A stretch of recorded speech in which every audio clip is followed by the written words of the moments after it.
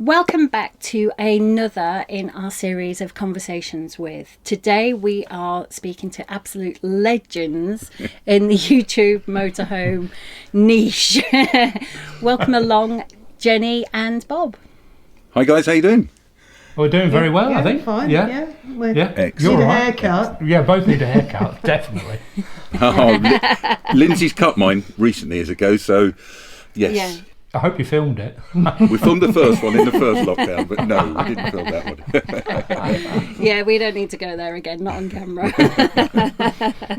So we know a lot about you guys. You guys put some great videos out on YouTube. What we'd like to know is a little bit more about Bob and Jenny. So where did you two meet?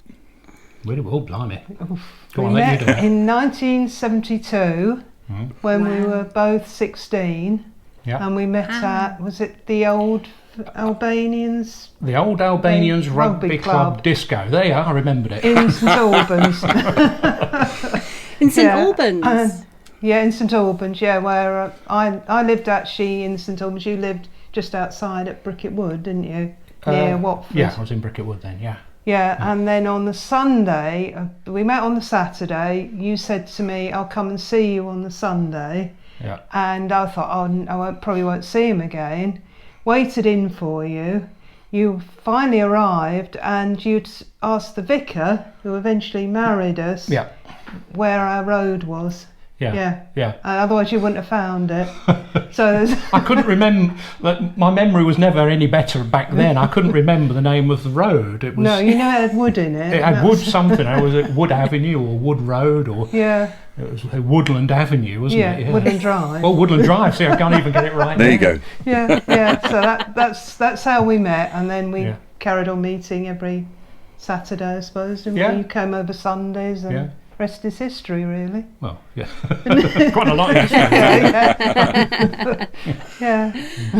So as children, did you go on caravan holidays with your family as children, or? I did a couple of times. My parents hired a caravan, and we went to Cornwall and we went to Cumbria, but they never owned a caravan. It was just merely a holiday where we hired one, took one with us. Yeah, there was a classic case where your dad was driving. Well, you'd better tell the story, but. What, the one where he abandoned you and your mum? Yeah. Well, she abandoned you. You were stuck on a hill, and my mum panicked and said to me, "Get out the car!" And the poor dad was sort of left with his car and caravan on a hill, and we were just standing outside. He didn't understand matching outfits, did he? No. No. Wow. Yes, but you used to go, didn't you? Again, same sort of thing. We went to Statics. I think Tenby was always a favourite, Tenby in South Wales. I know it well. Yeah, got some pictures of me in my shorts and... I think that's in one of those Throwback Thursdays we did. If you do look back at our catalogue, look at one of the Throwback Thursdays, there's lots of embarrassing pictures in there. Lots of, yeah. Oh, fantastic. Yeah. Of course, yes, you do your Throwback Thursdays. Driven Sue do some throwback videos as well. It's good that you've got photos and video and stuff from that era. It's to be able to share, and it's fantastic. Yeah, I mean Trevor's good because he's got a lot of video from way back, VHS tapes. We only really started videoing with the GoPros in about 2017. So a lot of what we've got are just photos, but it's great looking back at those memories. It is. We're the same. We only started filming. Well, the odd video, but we mainly photographs until a year ago when we really started this YouTube thing. Yeah. So now I don't take many photos and I just take videos. And you think, why didn't we do this earlier? Well, we had a Sony thing, didn't we? A Sony hand cam, but most of the time we managed to record our feet with that, didn't we? Because we didn't get it on or off. Not as professional as you are nowadays. Yes, right, No, about the same. Yeah. So when did you get your first caravan or motor? Did you start with a caravan or did you go straight to a motorhome? No, it started with motorhome. We've never done a caravan, you know. No. It's one of the things we always said, I've always said we ought to try a caravan. But no, we started with a motorhome. We hired one. You're going to have to do the dates for me now. We hired one in 1996 and then we hired another one in 2003. And it was the 2003 one where we were booked at Caravan and Motorhome Club sites, weren't we? Yeah, that's right. They did a little tour for us, and we came back from that, back to the dealer where we'd hired it from, had a look round, saw a little Vista, didn't we, Autocruise Vista, came back home, found was it a 2-year-old then? Their branch in Harpenden. One we could actually afford. And so we got that, so that was, I think it was October 2003. Yeah, so that's really when we started motorhoming proper. Yeah, right. But it was a lot of the time it was weekends away, wasn't it? Oh, yes. A few tours. Yeah. Always felt like we were the youngsters on the pitch then, didn't we? Yeah. Which is strange, really. Yeah, we did actually. Didn't we? Yeah, we're always saying, all these old people all around here. And here we are now. Yeah. You blink and miss it. I know. I get that. I know that feeling. I've recently turned 50 myself, and I'm feeling old now. So 2003. Where did you go on your first trip? To a site 5 miles away at Ashwell, didn't we? Yeah, when we first got the motorhome, the Vista, we took it about 15 minutes up the road to a little site at Ashwell, which is near where we used to live, called Ashridge Farm, and that was sort of like about the 5th of November, I think, wasn't it? I think we were escaping Halloween and bonfire for the dogs again. So we were sort of sitting outside in our chairs thinking, God, this caravanning lark's good, isn't it? Frozen. We go away in the cold weather as well. We know that feeling, and we'll still sit outside. Yeah, absolutely. Yeah. Well, if you put enough coats on, you're all right. Yeah. So I think then the first big trip we did was the following year. We went up to Scotland, didn't we? Yeah. And Kinlochew and places we knew from having been in cottages up there.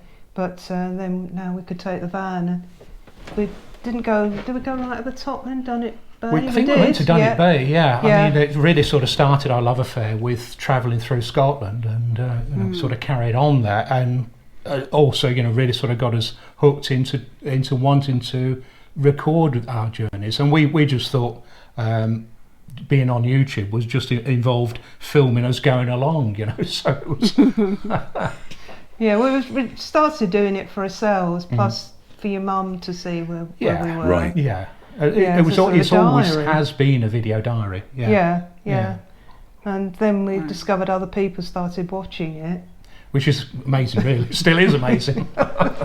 Yeah. I used to say to the kids, this YouTube thing, this terrestrial TV you can watch, and nowadays we only watch YouTube ourselves nowadays. YouTube and a bit of Netflix. So we were late to the game, to the YouTube thing. It seems you beat us to it. I thought it was just for the kids, There's much more to it.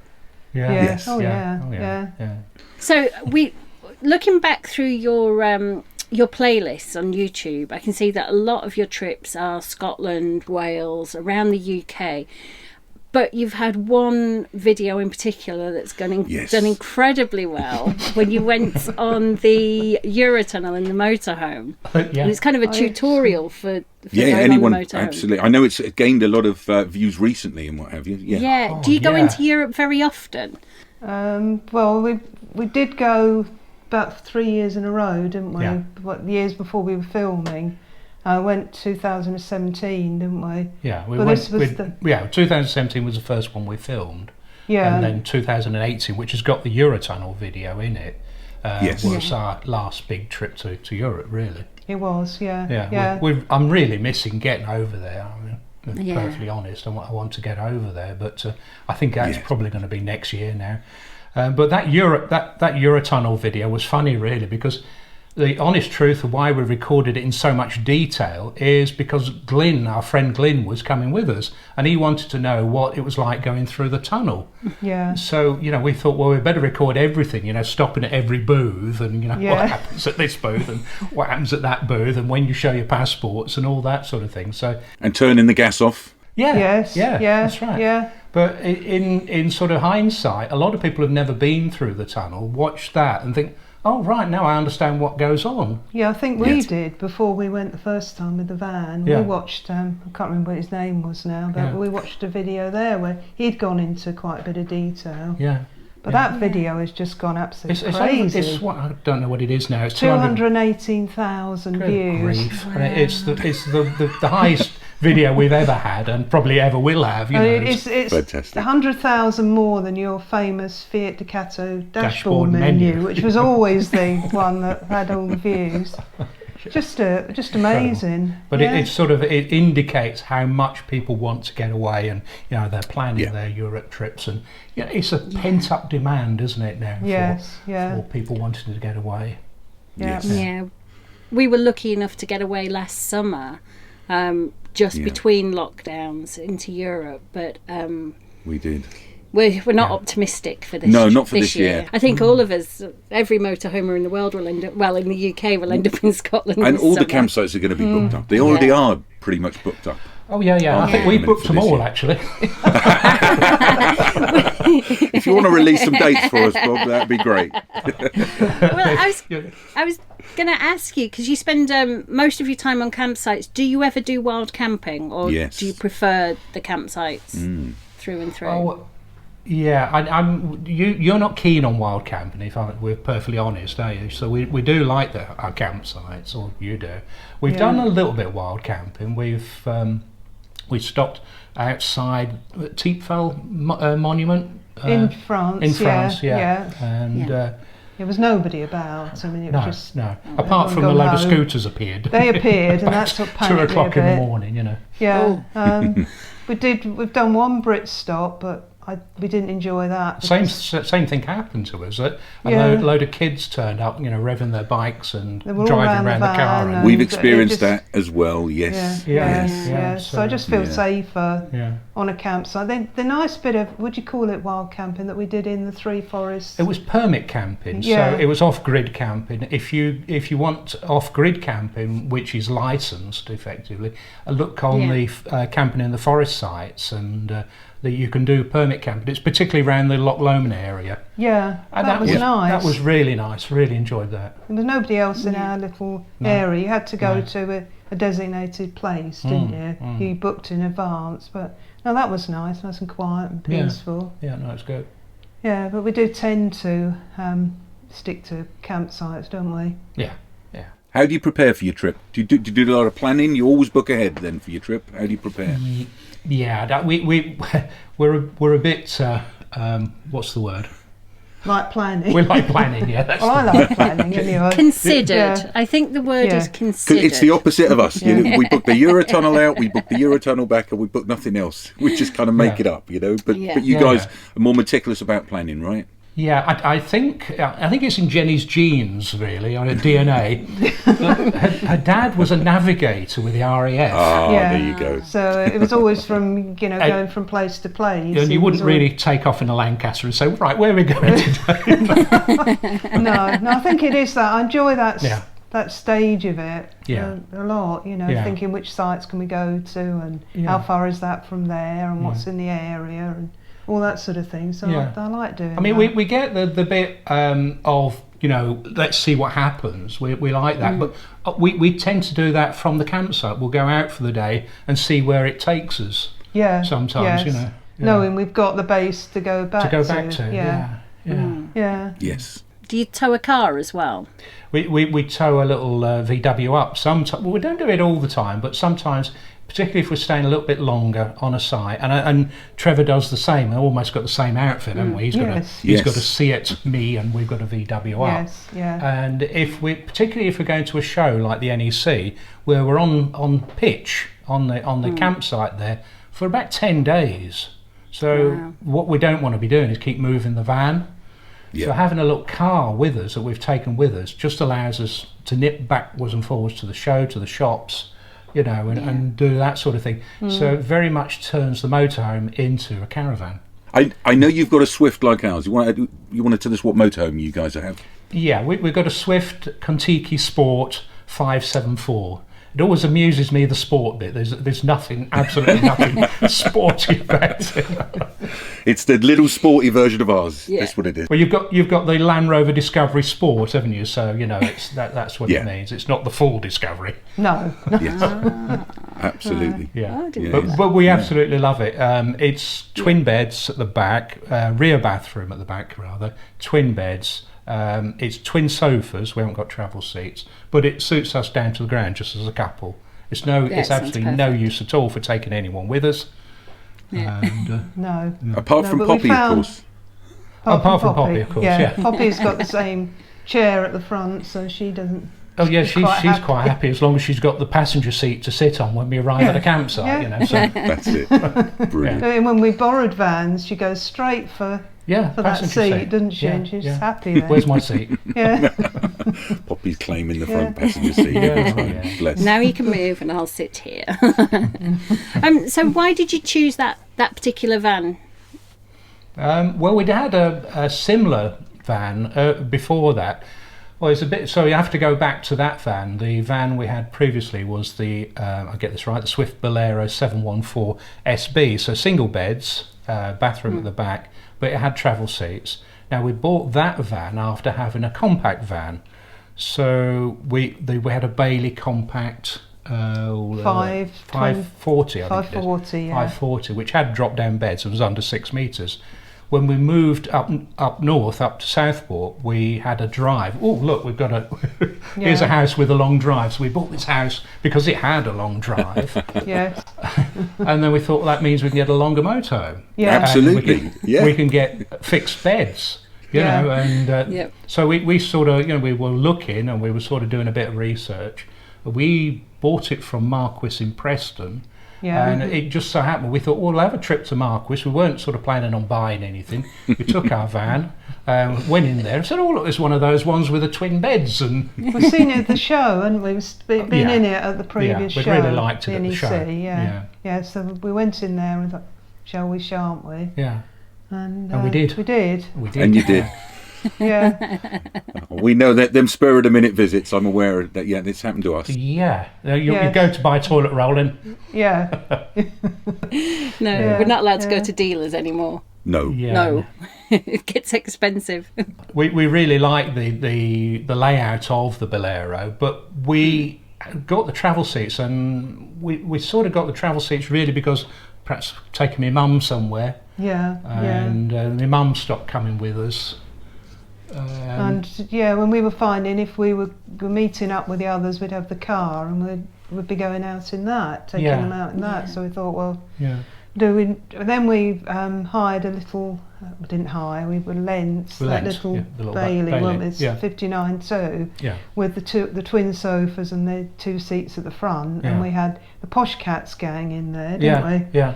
And us and some other friends in there, and we just thought, this is perhaps what we're going to be doing more, is meeting up with people and having them in the van. I mean, this was not being able to meet anyone. Go anywhere, that's right. So we were thinking, that's right. This would be nice, So 99% of the time, we were just 2 of us in the van, so... Yeah. So it's the right van for you now. You wouldn't change it for anything. You've got the perfect van going forward. Never say never. No. I mean, one day we probably will downsize a little bit, possibly. I don't know. It depends. It depends on how comfortable you are driving, really. Yeah. I mean, obviously. How can I put it out? We're getting on a bit now. No, you're not, Bob. I mean, in about 6 years' time, and that tells you how old I am at the moment, I'll be looking at renewing my C1 licence, but we may want to sort of downsize a bit. But I think we'd have to have one that's got a really good drop-down bed. And, not like... because drop-down beds have been our nemesis, really. So been put off them, haven't we, really? Yeah. But I think they're a lot better than... Well, I hope they are. We'd go for the 2 singles like yourselves. We've got the rear lounge, and it's very rare we'd turn that into a big double, and we'll often sleep with it singles in here. So I think having 2 singles would probably be our preferred way. Yeah, we only really turn it into a big double when we're all 5 of us going to be on the bed come down, watching telly, really. Yeah, absolutely. Otherwise it's just singles we use ours for. So I understand that as a layout. As a choice. So how much time do you, in non-COVID times, how much time do you spend in your van, and how much time do you spend touring on your own, and how much time do you spend with your friends? Because I've seen you meet up with friends quite regularly as well. Was it? Well, I think last year we spent about 115 days away, didn't we? Yeah, so about a third of the year. Wow. Yeah. Obviously, this year just gone, we've spent a lot of time on our own because you couldn't meet anyone. No, I couldn't meet anyone. So it's the first year really that we've done all our tours on our own. Previous years, I suppose the main place we meet, say Aileen and Bob, is for the NEC shows, the Harrogate shows, because she does her pet supplies. So they're there the whole time of the show. Yeah. Then Glyn and Sharon, I suppose we were having a few meetups with them. We met up with Glyn and Sharon when we went on our trip to Norfolk last year, didn't we? Because it was in between the various lockdowns we could see and them restrictions, outside, couldn't we? And we could talk to them outside, you know. So we met up with them. But in a normal year, we probably would have had more. We used to always have a long tour with all 6 of us, didn't we? In about June time. Yeah. But obviously. That was a couple of years ago, and we toured Scotland with Glyn and Sharon and Bob and Aileen. And I think after that tour, Glyn said, "Well, I'm not doing these tours. We'll stop 2 days and move on again." Move on because they've got a caravan. That's our kind of tour. That's our kind of tour, guys. That is 1 or 2 days, move on. 1 or 2 days, move on. That's right. Yeah, just long enough to see what's around, you know. That's what we like doing. Yeah. So, I mean, we did famously one year do a meet-up tour, didn't we? Yeah. That was when we had that Bailey, and we met quite a few. We met Trevor and the Posh Cats gang, didn't we? Yeah. Then we went to Herman Fest and things like that. And Travelling K. Travelling K. So we thought, what should we call this? And we thought, the meet-up tour. Yeah. Wow. So and that's a great thing for doing with your motorhome, is meeting friends and family. And it's one thing that keeps us connected with our friends down south as well. Yes. Yes, we can go down and see them. It's not always possible for them to come and see us. Well, that's the common thing that connects us all. That's what's connected us together today to talk, is the motorhome. And it's like one big family. It's like one big family, isn't it? Yeah. It is. Yeah, it is. I mean, the number of people we've met through it has been and through doing YouTube as well. Obviously, we've got lots of friends through doing YouTube and the general sort of motorhome caravan community as well. Yeah. You mentioned Scotland. What's the furthest you've been in your motorhome? Would that be the trip into Europe? Yeah, probably. Yeah, because we went right into Germany, didn't we? And Luxembourg, and got lost in Luxembourg. That ought to be a title of a tour. Well, that was because the road that we were planning to go on closed on us. Well, I think it was the main road through Luxembourg, wasn't it? Seems to happen to us a lot, really. That was because we really didn't know which way to go, did we? No. Because we didn't have a sat-nav then that knew there was traffic problems. We didn't know there was traffic problems, did it? No. So she was trying to keep taking us back on what was the logical route that we should have gone on. But of course the road was closed, so I had to quickly get the map out. And we ended up going right to the north of Luxembourg, didn't we, and into Germany that way. Yeah. So that was a challenge. Yeah, we toured most of Germany doing that as well. Yeah, and then we came across the unexpected ferry, didn't we? Just to cap it all. And if anyone ever watches our arriving at Rudolph video, you'll see that, because we got there, we thought, right, we're at Rudolph, and then it said, take the ferry, and we both went, what? And it was only it was a ferry across the Rhine, wasn't it? Yeah. Didn't realise that where we were going, the main village was over the other side. So that was a day and a half. That was funny, Rudolph, because there was a bridge across the river there originally, and right next to the campsite, remains of this bridge is still there, and it's got a little plaque on it. It says destroyed by the RAF in 1945. So they must have just thought, oh, we'll leave it like that. Leave it like that. Yeah, just assumed, that we were either on the right side or you just drive over the river, but no, take the ferry. Yeah. That we look at that like an adventure. I'm yes, guessing. But if you're planners, that would be so Jenny's stressful. probably nervous there, oh my right? goodness. Yeah, I mean that's the things that make holidays when you look back at those sort of things, isn't it? Yeah. You know, the oh my goodness moments, and really, actually, that's the adventure. That was quite then we couldn't forget it, find a way into the site, because we drove round and round Yeah. that 4 times. Drove around 3 times. We thought, can't film all of this, or they'll think we're mad. You got the sat nav now, so you're not getting lost as much now. No, she's quite good, because she does good, pop up with traffic things, doesn't she? Yeah, and it's sort of linked to the internet and all that sort of thing, so you get traffic delays, and it tries to route you a different way. So all clever stuff. I mean, I think the sat nav we had there was a bit basic, wasn't it? Yeah, it didn't have any traffic things on it. No. This one is good for finding sites and things, isn't it?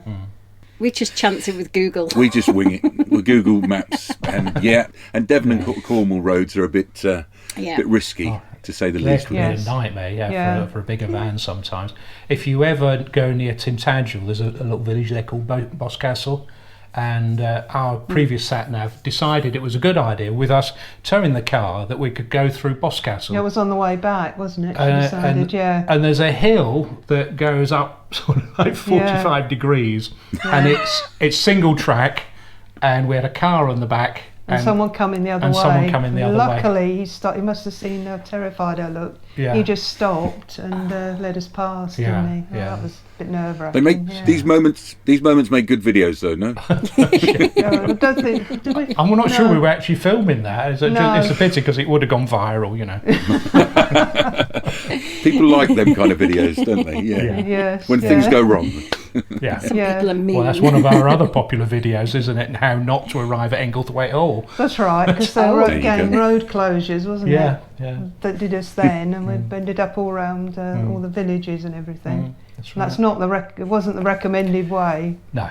And that's the title, was it? How Not to Arrive. How Not to Arrive, yeah. See, that's a clicky title for me. I can see why you click. Yeah.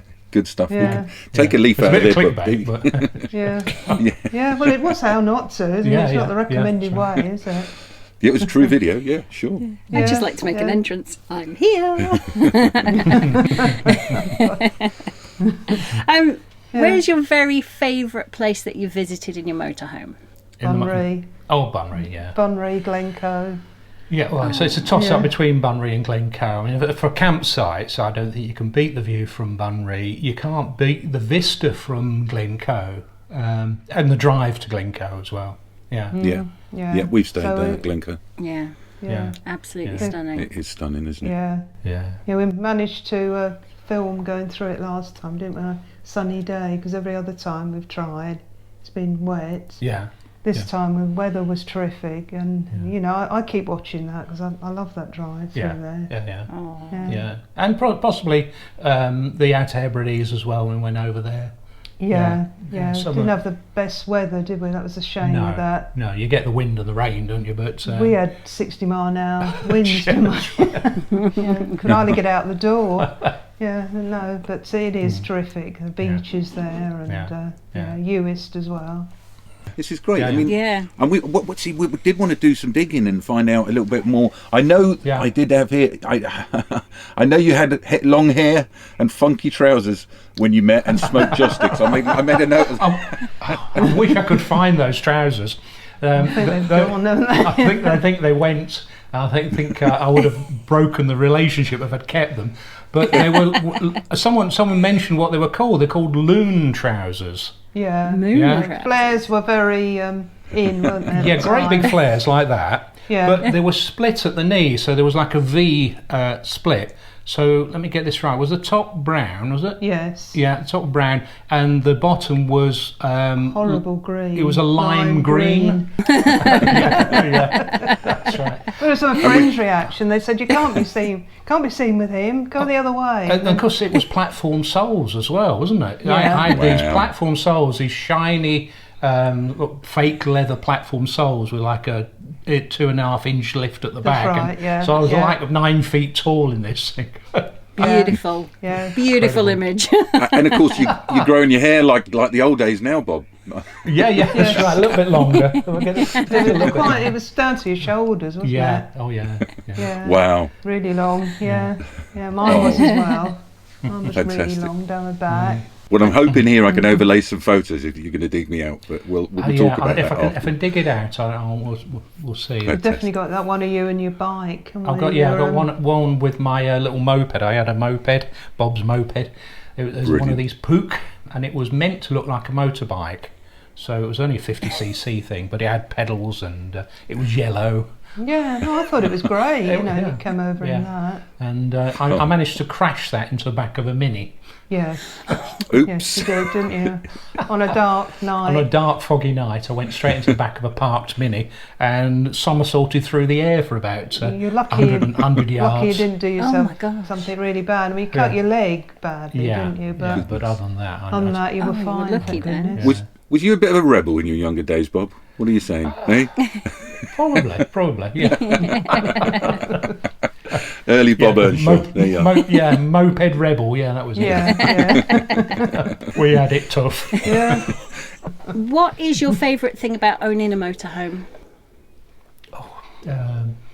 The favourite thing about owning a motorhome, I think, for me, is that you've got everything with you, and it was what we were talking about earlier. You don't. The giant when handbag. we did cottages, we did cottages, we were packing up the car and unpacking it every day.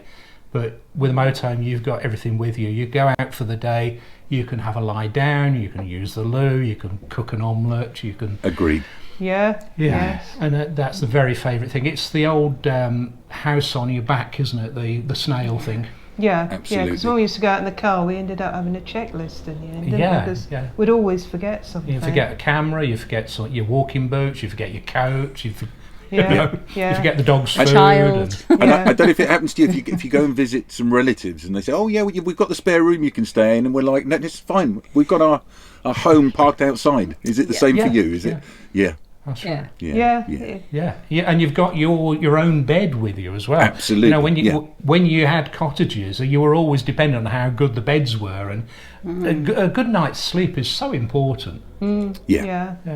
So apart from maybe having a driveway long enough, what advice would you give somebody considering buying their first motorhome right now? Layout is the most important thing. You've got to figure out, first of all, how you're going to use the motorhome. Is it going to be weekends, or are you going to be going on longer trips?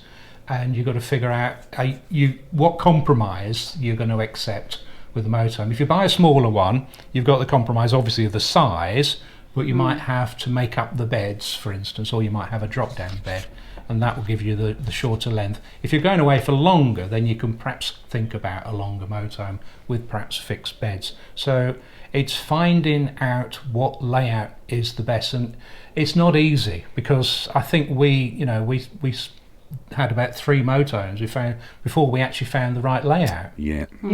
Because we could go a bit longer. I think when we were compact, we've decided that the 2 sofas pulled together was the ideal. Was the easiest to work round. But hiring one as well, that's something. That's good advice. Yeah, because if we'd just bought one and taken off for the first time, we wouldn't have known what to expect. But having that tour that we did, we knew how to fill the water, didn't we? Because we didn't know that, did we? We had to empty it. No, and you've also got to sort of think, are you going to be able to enjoy the motorhome lifestyle? You might think, you've found the perfect layout, but you might not actually enjoy the actual experience of being away in a motorhome. And so maybe hiring one may be a good advice to start with. Is it a motorhome for you, or is it a caravan? You've also got that dilemma as well, because caravans will suit some people, particularly if they're going away for longer. Then maybe a caravan is what you should be looking at. And that's a terrible thing for me to say, isn't it? No, that's good.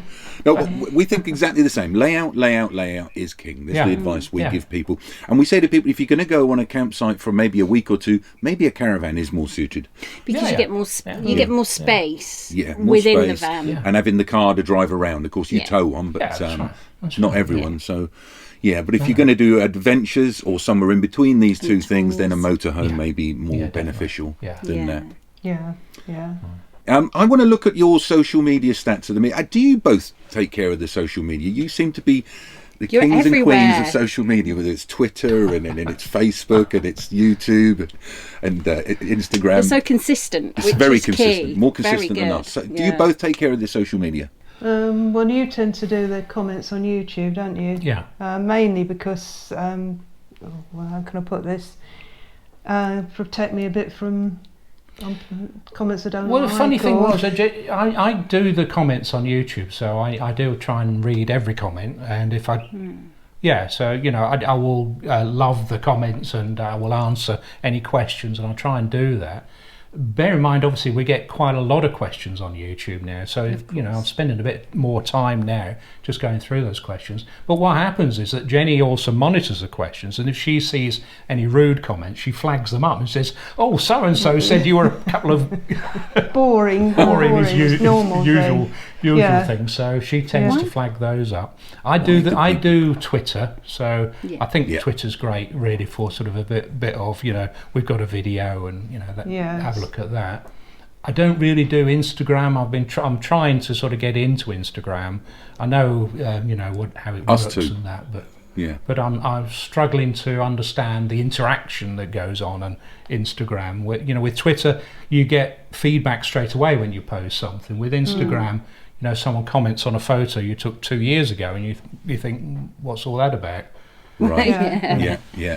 Well, I think that's a generational thing, because we're not very Instagram, and Campy Vibe that we spoke to recently. They're very Instagram. They were just taking the mick out of us because they thought we were old. I thought that was rude. But Twitter, we got to up our game on Twitter. We've got to take a leaf out of your book on Twitter, I think, maybe, and maybe start. The reason I never really got into Twitter was the limit of 140 characters at the start. I need more than 140 characters to express myself. I can't possibly limit myself. So I just never picked it up. Facebook's your media. Facebook's both of ours, really. We are through and through. Yeah. I think I struggle a little bit with Facebook as well, because particularly on the groups on there, it seems to get so heated so quickly on Facebook. Yeah. And it may be, the environment we're in. Yeah. And where Twitter's just a little bit calmer. Yeah. I've come out of a lot of the groups because, I thought, there's just people just getting so angry about things and arguing with each other. I thought, I don't want that. You feel like people jumping down your throat sometimes. If I post something like, about our A-frame or something, the first comment you'll get will be, I'll guarantee it, is, "You can't take that to Spain." Yeah, we know we can't take it to Spain, Yeah, so Facebook Messenger, you had to switch that off, didn't you? Because it was just night and day, wasn't it? Yeah, so if anyone's watching this and they wonder why I don't respond to Facebook Messenger, it's just that the messages come up any time of day or night, and I can't respond to them. With YouTube, I can deal with them. I can sit down and I can go through them and I can answer questions. Yeah, but personal messages, Yeah. Yeah, I've seen that in your description. Don't Facebook message me. No, please, no. No, because it was sort of any time of night, and because you don't know what the message is until you read it. No. There's Poppy in the background. Yeah. There's a car outside. We've seen the trolls ourselves. And why do they do that? Just jog on. If you don't like it, just move on. Yeah. Unsubscribe. Right. Yeah. And it tends to be the same people over and over, I've noticed. Yes. It's like, why are you even... Don't put yourself through watching us if you don't like what just we do. Move on and find someone else that you do like. like. Not forcing you. You've not only taken the time to watch the video, they're then commenting on the video. But thank you, I appreciate your interaction. Or they watch the whole video and then say it's boring. Yes, right. Yeah, right. Exactly. No. Yeah, but 99% of the comments are lovely, and most of the people are. It's just these sort of stand out. I think that's the trouble, because everybody else is nice. I think the people who make the comments know that they stand out, and that's the point. That's the point. Yeah. So you should delete them or ignore them. It's the lovely comments that we get on our YouTube videos is what drives us to make more YouTube videos. That's our reward, if you like. Yeah, absolutely. That's right. People enjoying them, I know YouTube has taken an absolute upward. You've had 1,700 new subscribers in the last month alone. Wow, that's congratulations. fantastic. That's that video again. that video. It is the video. I mean, it is the Eurotunnel video. If you do get a video like that, it really does help drive the subscribers. It's been a phenomenal month on YouTube for us. And it's not because we're making loads of stimulating content about carpets. About carpets and that. Well, we're watching your carpets getting done, and Poppy's new carpets. They look lovely, by the way. Yes. Yeah, so we're really pleased with them. They're really comfortable. Big improvement. Yeah. Well, the whole house you've decorated nearly. You've left one. You've got one room left to do, and that's it. No. We've still got the bedrooms to do, haven't we? Right. Yeah. And the bar. But the hall downstairs have been perhaps lockdown number 5 we'll do that. Oh, don't say that. Shush! Don't utter those words ever again. Don't want to be locked down again. It's seeing your house getting decorated that Lyndsy's getting ideas about ours. So we must stop watching your video. And you guys, I've checked your stats. You've had 6 million views on your 800 videos you've uploaded. I mean, that is phenomenal. 800 videos and 6 million views. Wow. So congratulations on that. Fantastic. Thank you. Yeah, wow. I don't know how we've managed to do 800 and it's something like 850 now, isn't it? So right, it's in excess of 800. Yeah. Oh, yeah. Just seems incredible. On tours, you were trying to do one a day, weren't you? Yeah, I started doing one a day, and that's really difficult. That got difficult. Yeah. Do you both have your favourite gadget in the van? My favourite gadget? Do you have a favourite gadget in the van? I think it's a sat-nav. I was going to say it's the router. Oh, you're going to say the router? Okay. Yeah, so we've always got internet. Yeah, we were sent a Netgear M2 router along with a number of other YouTubers, and it sort of transformed how we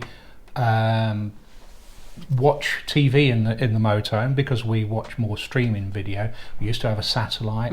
The wireless router allows us to stream video so much easier. It allows us to upload video a lot easier. So you're probably right. Yeah. The router. The router. Yeah. Router. The portable mobile router. Yeah. We wouldn't be without internet access here as well, especially with the kids, Yeah. I think to keep them quiet is just put an iPad in front of them, get them on Netflix or something, get them on YouTube. Yeah. Keep them busy. No, I think because it's made your editing easier, your uploading easier than it was before. Yeah, that's right. Yeah, but I like Mrs. Satnag as well. She's a close second. There we are. Mrs. Satnag is the Avtex Tura 2 satellite navigation system. Yeah, give her a full name. Right. Yeah. Poppy's just joined us here. Do you want to come and join us, Pops? Come on. Hello, hey, hi, Poppy. Come here. I know everyone wants to see Poppy. So come on, let's see if we can get Poppy in there. Yeah. We've got Poppy with us now, so. Brilliant. Yeah, she needs a haircut. And she badly needs a haircut. And she can't go till April either. Bob and Jenny, thank you so much. You are legends, and thank you so much for coming on the show. It's been amazing having you on and listening to learn a little bit more about where you guys met and about how you like holidaying. So thanks again for coming on. That's all right. I love the similarities in how you use your van and how we use ours. There is a lot of similarities. We really do have the best of all worlds, I think. Yeah. Well, thanks for having us. Yeah. Our pleasure. Thank you very much. And we hope we're going to bump into you on the road sometime real soon. No doubt we will. Yeah. And thanks for everyone for watching this video so far. Don't forget to give it a thumbs up. Absolutely. And go on over to Bob and Jenny's channel and send them some love. Go on over and check out some videos. Maybe consider subscribing over there. Yeah. Thank you so much, guys. Thank you, then. Poppy will enjoy it as well. Thank you. Bye-bye for now. Bye then. Bye. Bye. Then. Take care.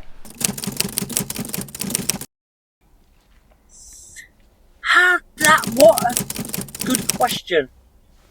I don't know. And we're just trying to pry into your private life here. That's all we're trying to do. No, excuse us. You know what it's like being on social media. People pry into every aspect of your life and try and track people down and... Shush, let him finish. Action! It's got to get the words out now. I've not swore yet. Wow. Awesome. I did not know that. But every cloud, because had I not put those bombs in my house, we wouldn't be talking to each other now. What? He brought a bomb home to the house, and you're asking why the relationship ended. I'm ready for a new chapter. Liam, can I touch on the baby's mother? No, you can't touch the baby. No. Or a mother. I prefer if you didn't touch either of them, actually. We're going to come and find you. You can run, but you can't hide. You can run, but you can't hide. You heard it here.